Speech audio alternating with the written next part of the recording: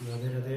आज हम पौधों में जल अवशोषण को और रसायनों को डिस्कस करेंगे। एक्चुअली मैं कहूँ तो पौधों में जल का परिवहन किस प्रकार होता है, आज इस बिंदु को डिस्कस करते हैं। जो दो चीजें होती है अपने पास में कि पौधों में जल के परिवहन को बताते हैं, तो एक तो आपके पास में जो टॉपिक आता है मेजर जल अवशोषण आता है। क्या आता है? जल अवशोषण। तो यहाँ पे एक टॉपिक क्या है? जल का अवशोषण है और साथ में एक है रसारोहण। क्या है? रसारोहण। तो ये आपके पास में दो चैप्टर में आपको डिवाइड कर रखा है पूरा का पूरा जल का परिवहन। एक तो यहाँ पे कहेंगे रसारोहण क्या है और एक जल अवशोषण क्या है। तो दोनों को समझ लेते हैं पहले तो, इनकी मैं दोनों को परिभाषित कर देता हूँ कि होता क्या है। देखो कि अगर बात की जाती है, ये कोई आपके पास में प्लांट है और प्लांट है तो ये डेफिनेटली क्या है? रूट है। मैं रूट को इस प्रकार बना देता हूँ। ये बाय द वे इससे प्लांट की क्या है? रूट है।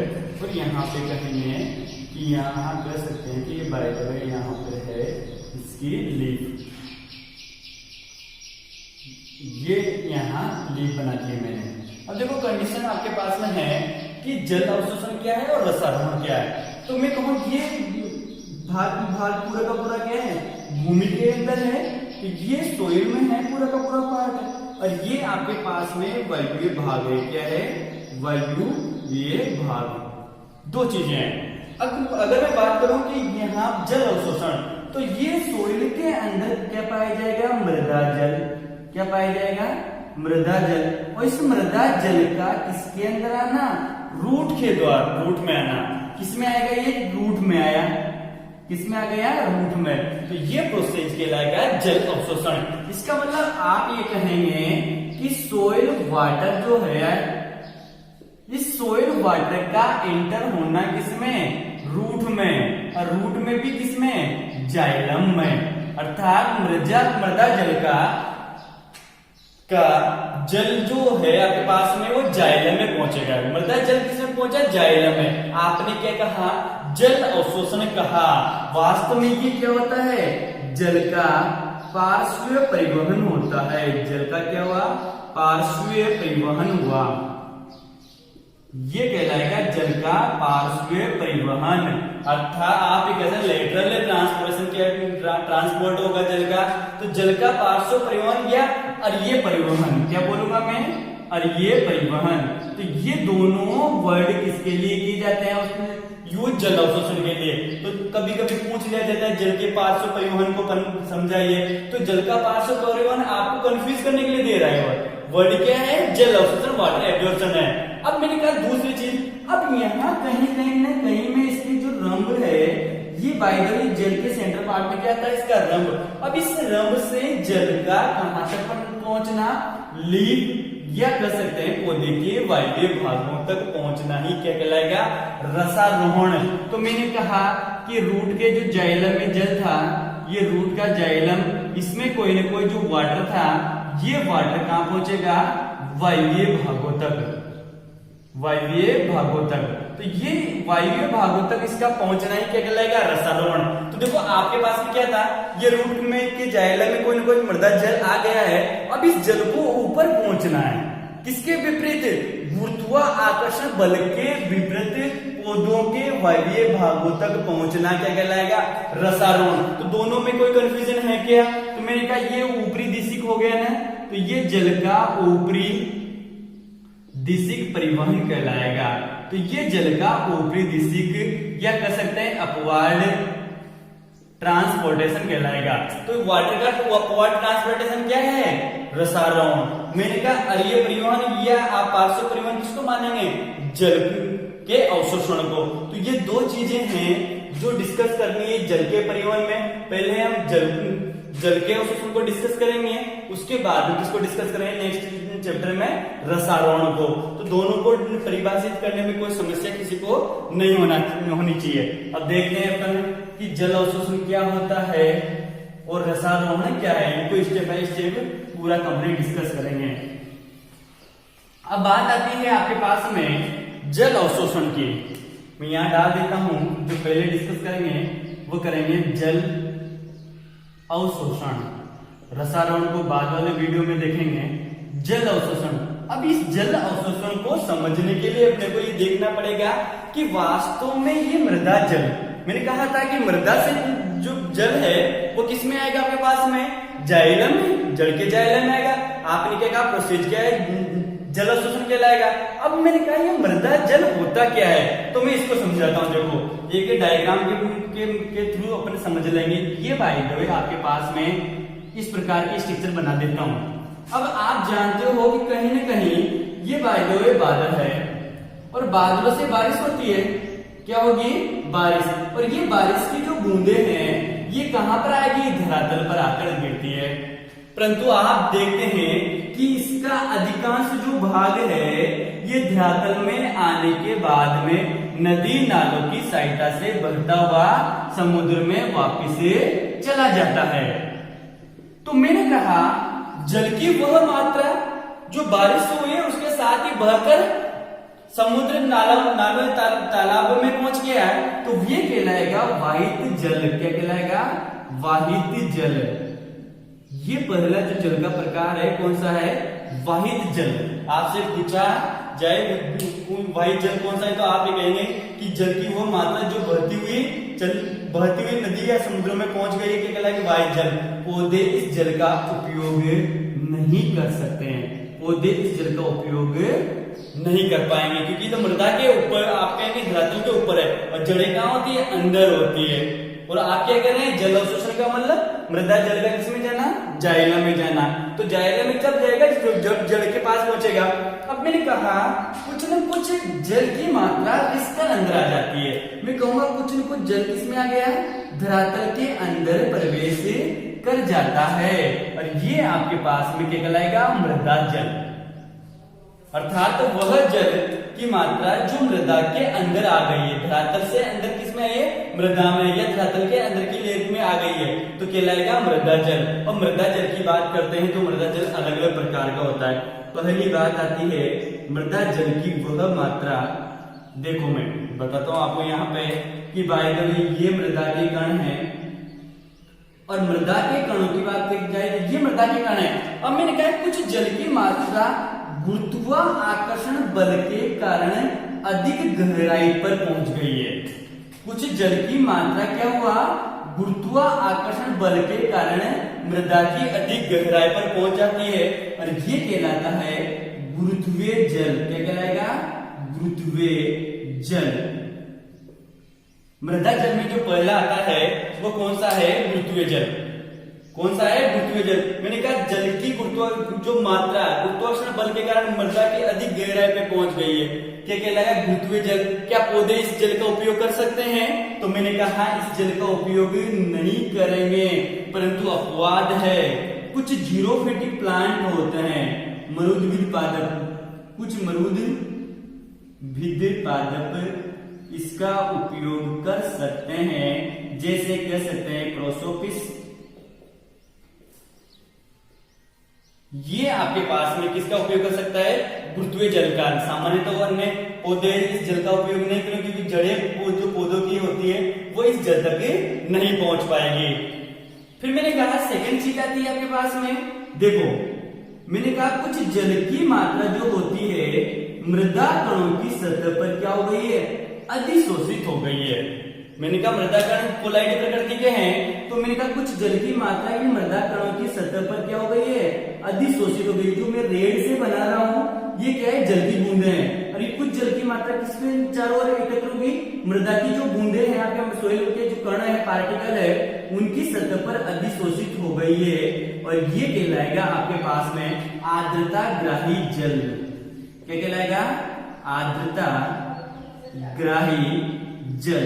तो यहाँ पे कहेंगे आर्द्रता ग्राही जल।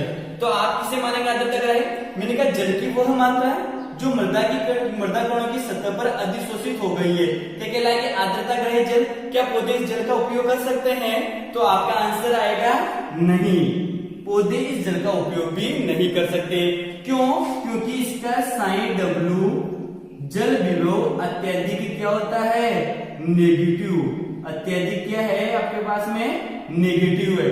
तो साइन W अत्यधिक नेगेटिव है, और आपको पता है जल की गति हमेशा क्या होगी, उच्च जल विभव से निम्न जल विभव की ओर, और ये पहले से क्या है निम्न, तो जल यहाँ से जड़ों में प्रवेश नहीं कर सकता है, तो पौधे आर्द्रता ग्रहित जल का उपयोग भी नहीं कर सकते हैं। फिर सेकंड चीज आती है कि यहाँ पे थर्ड चीज आती है आपके पास में कि कुछ जल की मात्रा जो होती है, तो आप बात करेंगे तो भी कुछ जल की मात्रा, ये जल के मैंने मृदा के पार्टिकल बनाए मैंने, और मैंने कहा कुछ जल यहाँ पर पाया जाएगा, मृदा के कणों या जो मृदा में जो आपके पास में केमिकल है उनके अंदर कुछ जल की मात्रा पाई जाती है, इसको बोलेंगे रासायनिक बंधित जल।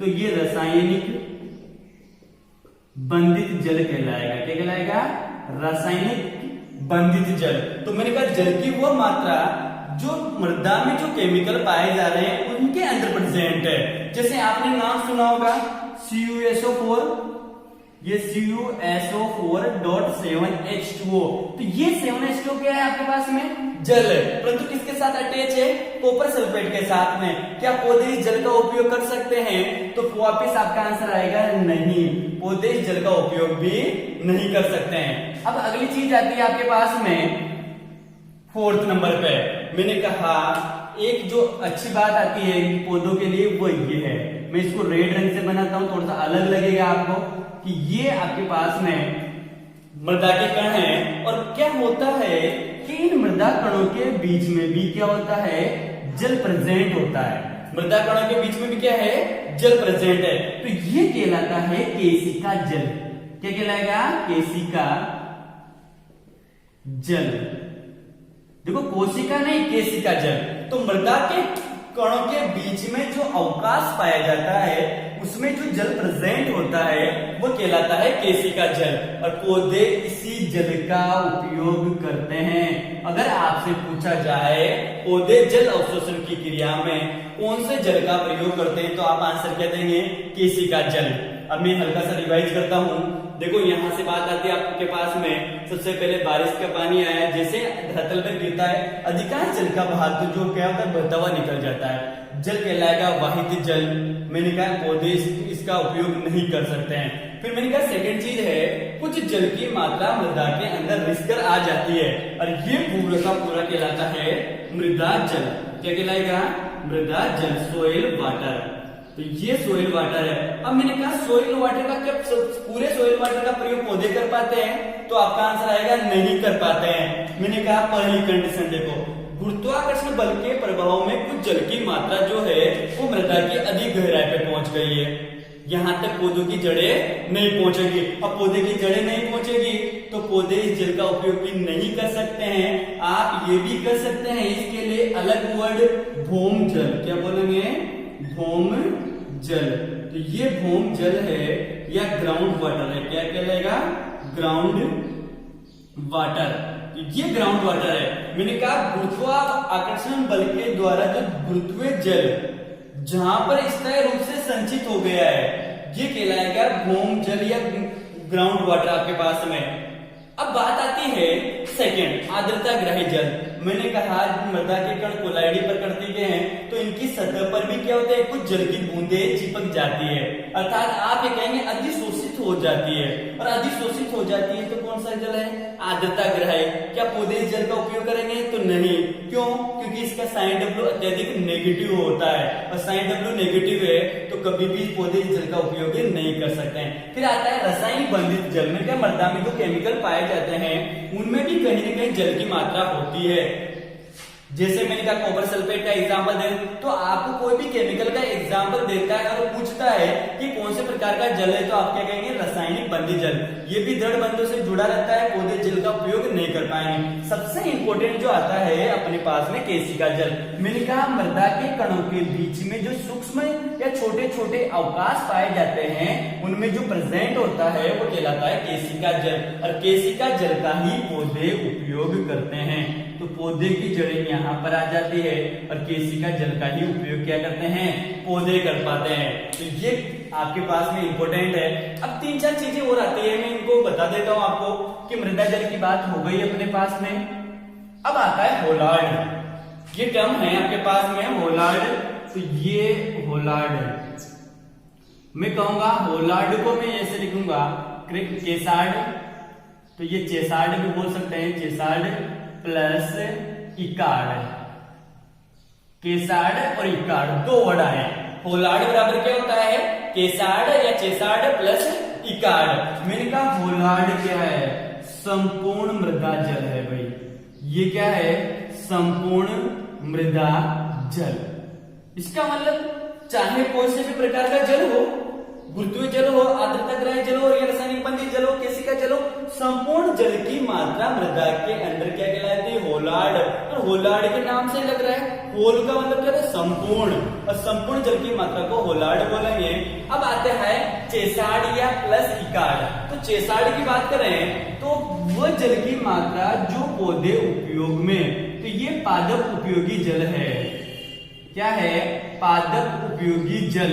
तो आप मानेंगे इसको चेसार्ड। जो पौधों के लिए उपयोगी जल है कौन सा है, चेसार्ड। आप कहेंगे कि पौधों के लिए उपलब्ध जल की मात्रा जो मृदा में से है वो कौन है, चेसार्ड। अब मैंने कहा दूसरा अपने आप ही समझ में आ गया। मैंने कहा पौधे जिस जल का उपयोग नहीं कर पाते हैं, तो ये उपयोग नहीं कर पाएंगे, तो ये कहलाएगा इकार्ड। तो 3 टर्म से अधिकांश कंपटीशन में पूछा जाता है। इकार्ड क्या है, पौधे मृदा जल की वो मात्रा जिसका उपयोग पौधे नहीं कर पाते हैं, मृदा जल की वो मात्रा जो पौधे उपयोग में लेते हैं, चेसार्ड। और मैंने कहा संपूर्ण जल की मात्रा इकार्ड कहलाती है। तो ये कुछ चीज डिस्कस हो गई अपने होलार्ड या चेसार्ड क्या है, इकार्ड क्या है। और आप बात करेंगे कि चेसार्ड में कौन है, ये है भाई केसिका जल, क्योंकि पौधे केसिका जल का उपयोग कर सकते हैं। अब बात आती है शुष्कता या ड्राइनेस क्या होती है। तो शुष्कता की बात करता हूं मैं, यहां पे कर लेता हूं कि शुष्कता क्या होती है। देखो ये शुष्कता की बात करते हैं, तो आप ये कहेंगे शुष्कता पौधों के लिए जल उपलब्ध नहीं हो पाता है, तो वो कंडीशन क्या कहलाती है, शुष्कता। अगर कोई भी पौधा है उसके लिए मृदा जल उपयोग वो मृदा जल का प्रयोग नहीं कर पा रहा है, तो वो कंडीशन क्या कहलाएगी, उसकी शुष्कता कहलाएगी। और शुष्कता आपके पास में होती है 2 प्रकार की। एक तो भौतिक शुष्कता, तो यहाँ पे कहेंगे भौतिक शुष्कता, और एक होती है कार्य की शुष्कता। क्या होती है, कार्य की शुष्कता। मैं इनको मिटा देता हूं दोनों चीजों को। आपको क्लियर हो गया ये मृदा जल, इसको हटा देते हैं। देखो यहां से हटा देते हैं, थोड़ा सा टाइम लगेगा।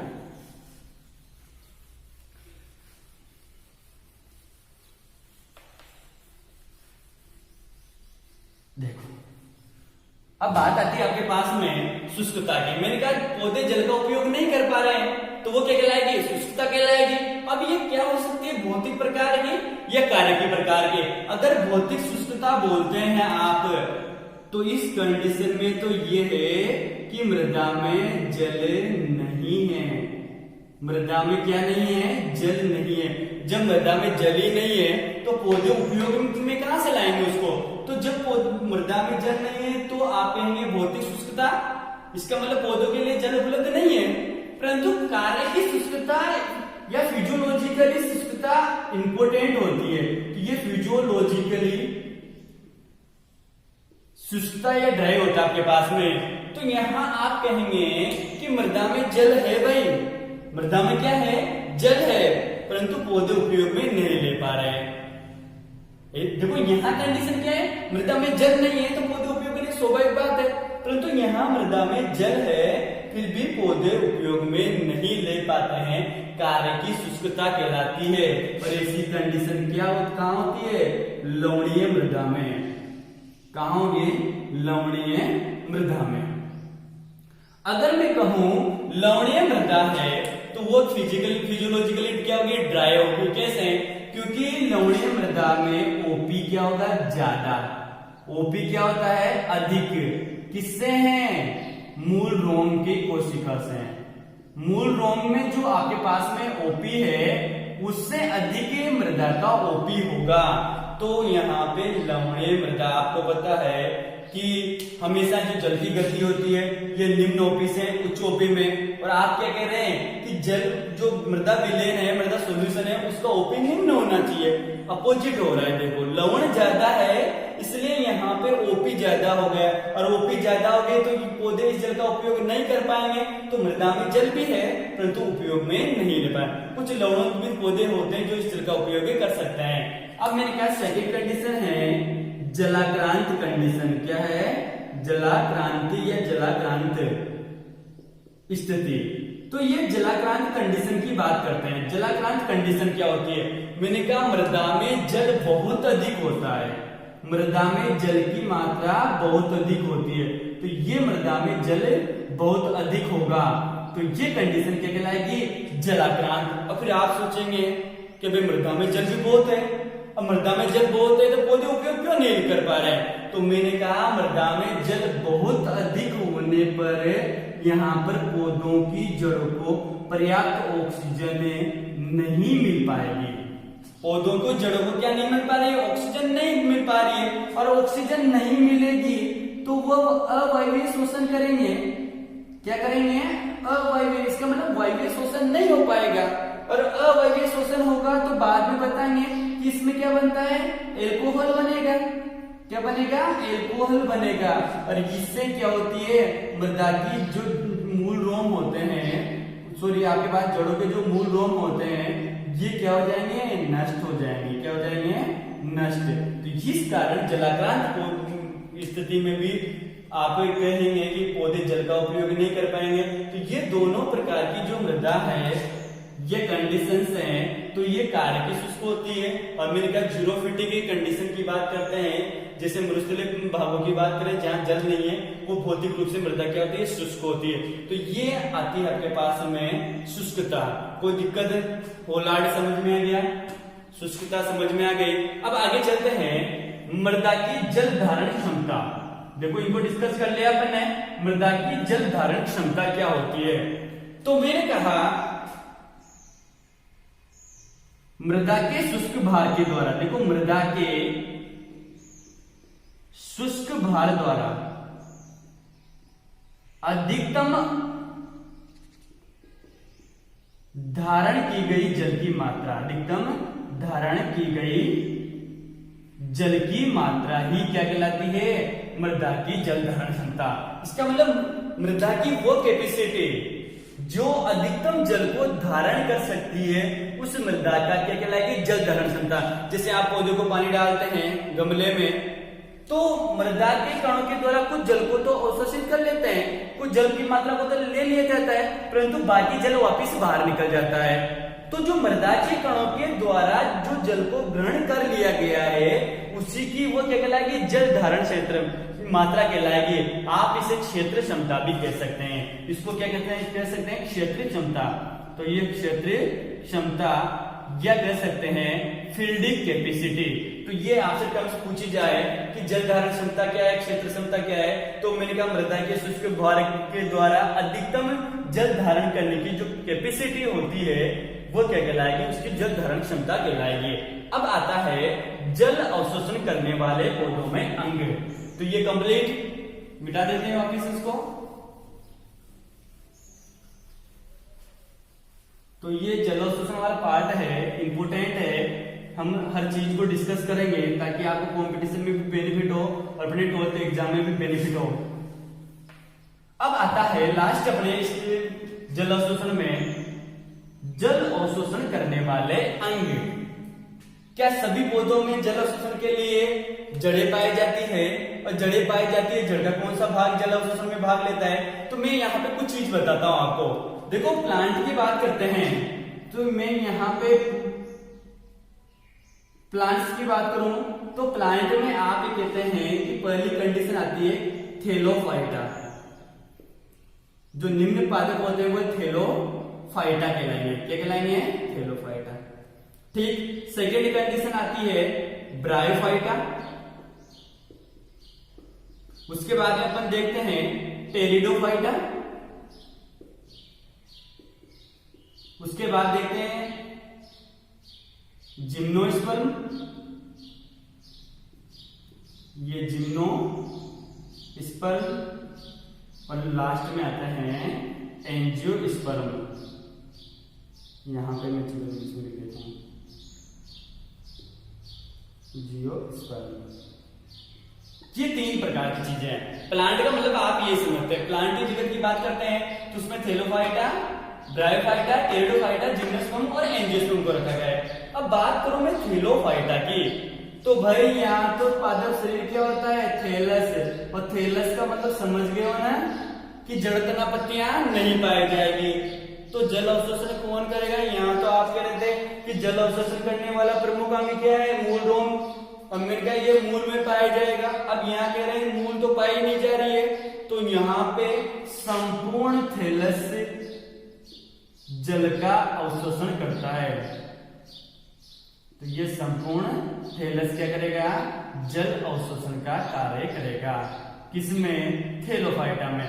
थैलोफाइटा का मतलब यहाँ पे कवक और शैवाल, क्या है, कवक और शैवाल दोनों में आपके पास में जो शरीर होता है वो क्या होता है, थैलस होता है। तो कवक और शैवालों में जल अवशोषण करने वाली संरचनाएं कौन है, थैलस की कोशिकाएं। ब्रायोफाइटा की बात करते हैं तो मैंने कहा यहाँ पे पर्णिल थैलस होता है भाई, क्या होता है, पर्णिल थैलस। अभी भी जड़ तना पत्तियां नहीं बनी है, तो अभी भी यहाँ पे कौन करेगा, थैलस। परंतु यहाँ पे एक विशेष प्रकार की संरचना बनती है, उसका नाम है आपके पास में मूलाभास। और ये क्वेश्चन पूछा जाता है कंपटीशन में कि ब्रायोफाइट में जल अवशोषण करने वाली संरचना कौन है, तो मूलाभास या राइजोइड बोलते हैं इनको, क्या बोलते हैं, राइजोइड।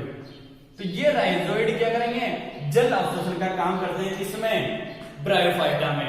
अब टेरिडोफाइटा की बात करते हैं तो टेरिडोफाइटा में जिम्नोस्पर्म में और एंजियोस्पर्म में बन जाती है जड़ तना पत्तियां। इस कारण यहाँ पर जल अवशोषण का जो काम करेगी वो कौन करेगी, जड़ या रूट के द्वारा होता है। टेरिडोफाइट में क्या आप जड़ बताएंगे, जिम्नोस्पर्म में जड़ बताएंगे और एंजियोस्पर्म में भी जड़ बताएंगे। तीनों में ही जड़ के ही द्वारा क्या होता है, जल का अवशोषण। और जड़ में भी कौन, मूल रोम करते हैं, कौन करते हैं, मूल रोम। अब एक्सेप्शन की बात कर लेते हैं। अगर मैं बात करूं जिम्नोस्पर्म में, तो जिम्नोस्पर्म में बात आती है कोनिफर की। तो ये कोनिफर है आपके पास में, शंकुधारी पादप। मैंने पढ़ाया था 11th में आपको कि शंकुधारी पौधों की बात करेंगे यहाँ पे। तो जिम्नोस्पर्म में कोनिफर की बात करें या शंकुधारी पौधों की बात करें, जैसे पाइनस की बात करते हैं, तो यहाँ पर मूल रोम नहीं पाए जाते हैं। जड़ में क्या नहीं पाए जाते हैं, मूल रोम। तो भाई जड़ में मूल रोम जल अवशोषण कर रहा था। अब ये आप कह रहे हैं कि यहाँ पे कोनिफर में मूल रोम नहीं है, तो जल अवशोषण कौन करेगा, तो फिर यहाँ पे ऑप्शनल बात आती है। अब वो है माइकोराइजा। कौन करेगा, माइकोराइजा। ये एक प्रकार का कवक और शैवाल का सहजीवन होता है जो आपके पास में माइकोराइजा कहलाएगा। तो कोनिफर में माइकोराइजा जल और खनिज लवण का अवशोषण करने में हेल्प करता है। ठीक, वैसे जिम्नोस्पर्म में कौन करती है, जड़ में मूल रोम पाए जाते हैं। एक्सेप्शन है आपके पास में कौन, कोनिफर या कुछ जिम्नोस्पर्म बोल सकते हो आप। अब बात आती है एंजियोस्पर्म। एंजियोस्पर्म में का मूल रोम सभी में पाए जा रहे हैं, परंतु अगर बात करूं मैं अधिपादपों की, किसकी बात करते हैं इसमें, एपीफाइट की, अधिपादप। तो अधिपादप, अब अधिपादपों में जल अवशोषण कौन करेगा, तो आप ये कहेंगे कि अधिपादपों में जल अवशोषण करने वाली जो संरचना होती है वह होती है वेलामेन। अब आप कहेंगे वेलामेन क्या है, तो सबसे पहले एपीफाइट क्या होते हैं देखते हैं। मैंने कहा ऐसे पादप जो किसी दूसरे पादप पर अपना जीवन निर्वाह करते हैं परंतु उससे पोषण ग्रहण नहीं करते हैं। ध्यान रखना, आप सोचो परजीवी हो गए, मैंने कहा पौधे पर दूसरे पौधे पर चिपके रहते हैं परंतु खुद का पोषण खुद ही बनाते हैं, परंतु इनकी जड़ें भूमि में लगी हुई नहीं रहती। किसके ऊपर है, पौधों के ऊपर। मैंने कहा इनसे जो जड़ें निकलती है वह होती है आर्द्रता ग्राही जड़ें। कौन सी होती है, आर्द्रता ग्राही जड़ें। ये आर्द्रता ग्राही जड़ें हवा में लटकी रहती है, इनको आप हैंगिंग रूट भी कह सकते हैं। और मैंने कहा हैंगिंग रूट पर आपके पास में एक विशेष रचना पाई जाती है, यह विशेष प्रकार का टिश्यू पाया जाता है जिसे वेलामेन टिश्यू कहते हैं। तो मैंने कहा जो आर्द्रता ग्राही जड़ है उसमें कोर्टेक्स होगा और कोर्टेक्स में कौन पाया जाता है, वेलामेन पाया जाता है। मैंने कहा ये वेलामेन वायुमंडलीय आर्द्रता को ग्रहण करता है और इन पौधों के लिए क्या होता है, जल की प्राप्ति होती है। तो मैंने कहा थैलोफाइटा में थैलस, ब्रायोफाइटा में मूलाभास, टेरिडोफाइटा में जड़, जिम्नोस्पर्म में भी जड़ है मूलों में, और मैंने कहा परंतु अपवाद कोनिफर है, और एंजियोस्पर्म में जड़, और फिर मैंने कहा यहाँ एपिफाइट में आर्द्रता ग्राही जड़ें पाई जाती है, उनमें क्या है, वेलामेन टिश्यू।